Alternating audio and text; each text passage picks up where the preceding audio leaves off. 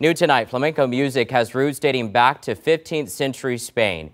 The passionate combination of dancing, guitars, and castanets was brought to the New World by colonizers. But it took San Antonio's own Teresa Champion to import the gypsy sound to Texas. Tonight, Danny Hermosillo introduces us to this dancing diva who dazzled everyone, including a Hollywood legend.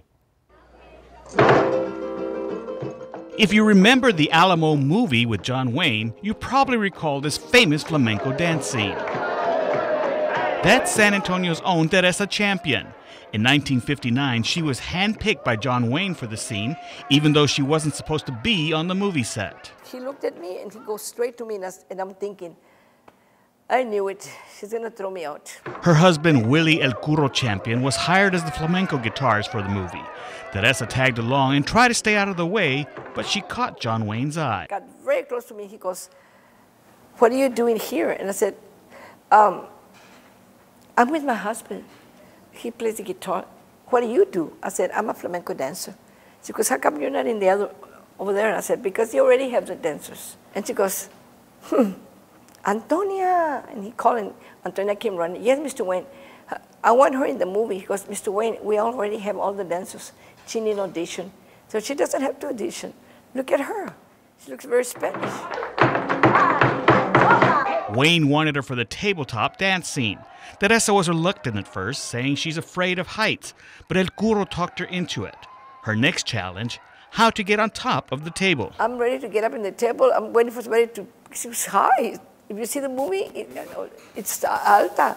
And then John Wayne came and carried me. Her fear gave way to her passion for flamenco. She did the dance in one take. Overcoming obstacles has been the story of Teresa Champion's life, much like flamenco itself. I think it's a way of life. You dance sad, bailas de una manera. Contenta, bailas de otra. Triste, bailas de otra. Y enojada. If you're upset, you dance like you won't believe. You want to make holes in on the piso, on the floor. Flamenco flows through Teresa's veins. Since the age of 6, she studied Spanish dancing and folklorico. Her parents scraped up enough money to send her to Mexico City for formal training. She spent 2 years learning folklorico. Then she heard the allure of flamenco. So I went to see at the window, and I see this man singing flamenco, the guitarist playing flamenco, and the dancer dancing flamenco. And I stayed there for about 15 minutes. My mom said, "Teresa, it's time to go." I said, "I want to see this." She never looked back. She even traveled to Spain to master her craft, eventually bringing flamenco to San Antonio in 1954. Accompanied by El Curro, they became international stars.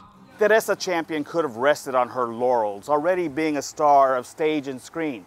But she wanted to pass on her passion to others, so she opened up her own dance academy. Since the 1970s, Teresa has taught flamenco to several generations of dancers. Learning the steps is one thing. I've been in recital 2 times because Miss Teresa taught me how to be brave, not to be scared. Living the passion is another. You gotta learn how to feel the dance. If you feel the dance, you get more impact. And if you give out more emotion, your audience feels more of the impact about your dance.